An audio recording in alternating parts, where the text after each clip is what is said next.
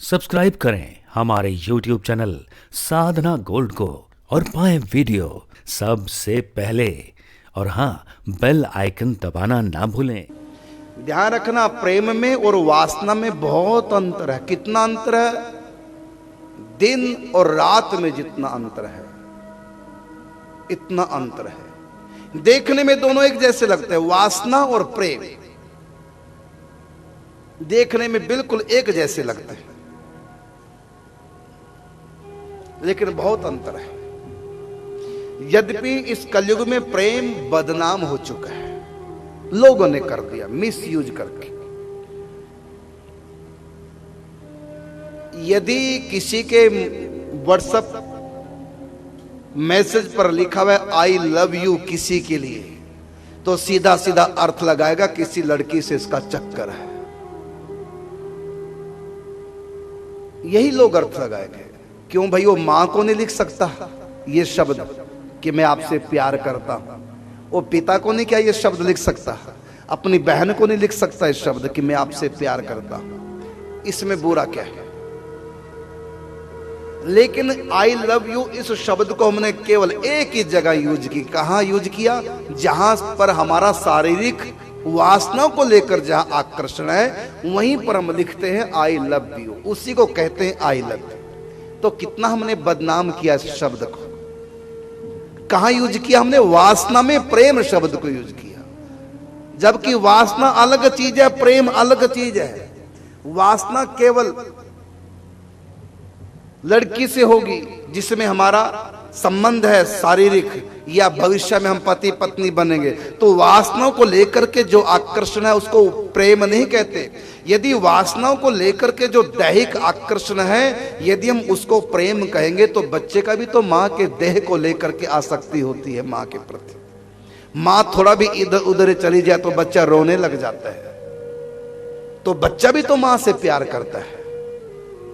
भाई बहन का प्यार, मित्र मित्र का प्यार, पिता पुत्र का प्यार, पिता पुत्र का प्यार, प्यार तो सब करते हैं, लेकिन ये आई लव यू शब्द एक ही जगह हमने यूज किया। कहा? वासना के लिए बस।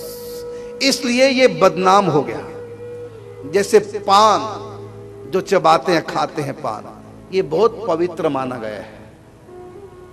पान से भगवान का भोग लगता है। पान का षोडशोपचार में तांबूलम समर्पयामि एक उपचार है। भोजन के बाद पान खाना ही चाहिए, लेकिन आज लोगों ने पान में तंबाकू डाल करके इतना बदनाम कर दिया, क्योंकि जिसके मुख में पान है इसका मतलब वो व्यक्ति तंबाकू खाता है, अच्छा नहीं मानते, जबकि पान तो देवताओं को चढ़ता है। इसलिए आज का समझदार व्यक्ति पान की बदनामी को देख करके डर गया, पान खाता नहीं। कई बार ठाकुर जी का प्रसादी पान हमारे पास आता है, लेकिन हम भीतर खाते हैं, आम बैठकर नहीं खाएंगे सबके सामने, नहीं तो लोग सोचेंगे महाराज जी तंबाकू खाते हैं। मतलब पान इतना बदनाम, पवित्र वस्तु है पान, लेकिन इस पवित्र वस्तु को इतना बदनाम कर दिया कि आज हम सबके सामने पान भी नहीं चबा सकते, क्योंकि बदनाम हो चुका है पान। इसी प्रकार प्रेम भी बदनाम हो चुका है।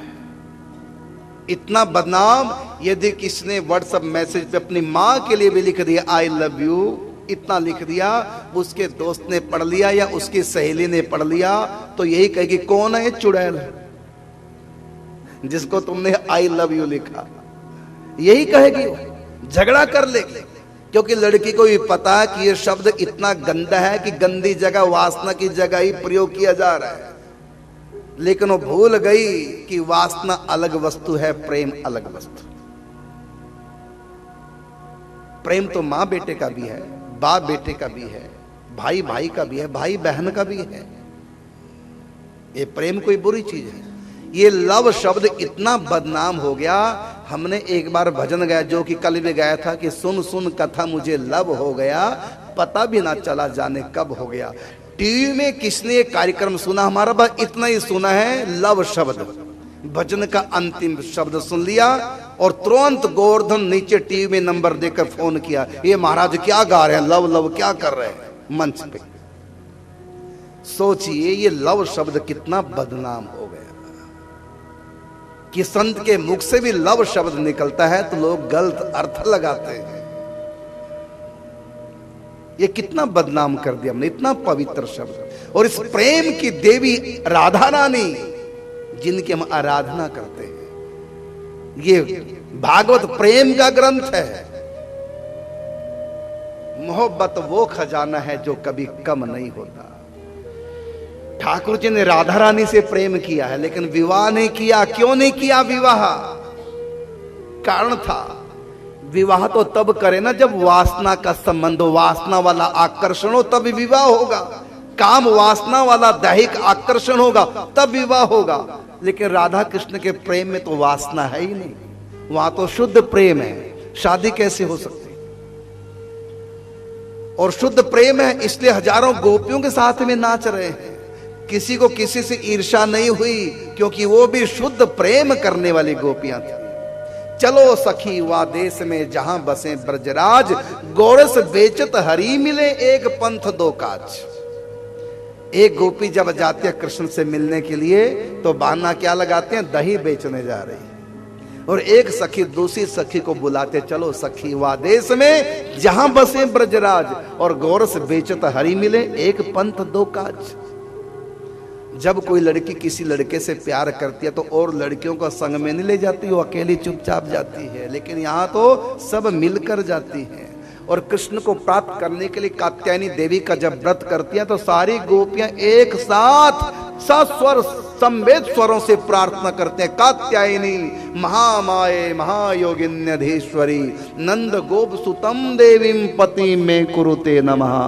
हे कात्यायनी महामाया, योगियों की अधीश्वरी, हम आपसे प्रार्थना करते हैं नंद गोप का वो लाडला हमको पति के रूप में प्राप्त हो जाए। बताइए, एक पुरुष के लिए दो स्त्रियां, दो लड़कियां एक साथ मिलकर व्रत नहीं कर सकती। आपस में सड़ मरेंगी, जलेंगी, ईर्ष्या होगी, सोतिया डाव होगा। लेकिन यहां नहीं। क्यों?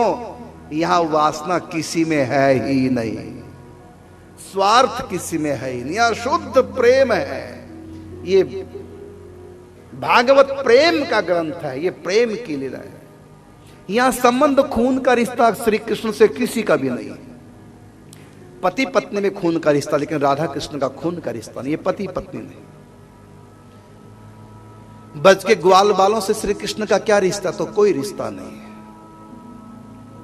यशोदा से कृष्ण का क्या रिश्ता? तो कोई रिश्ता नहीं। ब्लड रिलेशन नहीं है, खून का रिश्ता नहीं है। खून का रिश्ता तो माता देवकी से है, यशोदा से नहीं। खून का रिश्ता पिता वसुदेव से, नंद बाबा से कोई खून का रिश्ता नहीं। ब्रज में भगवान का किसी से भी कोई ब्लड रिलेशन नहीं है, कोई स्वार्थ का संबंध नहीं, कोई वासना का संबंध नहीं। दो कारणों से खून के रिश्ते होते हैं, यह तो जन्म लेने से या विवाह करने से।